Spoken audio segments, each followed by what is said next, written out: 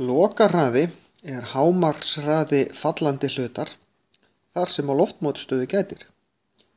Ef maður hoppar út úr flugvél með fallhlíf þá togar jörðin í mann og maður eykur hraðan, hefur hröðun, jákvæða hröðun, þá fer maður að fara hraðar og hraðar og þá lendir maður meira og meira á loftinu sem myndar loftmótstöðuna og þá vinnur loftmótstaðan á móti hröðuninni.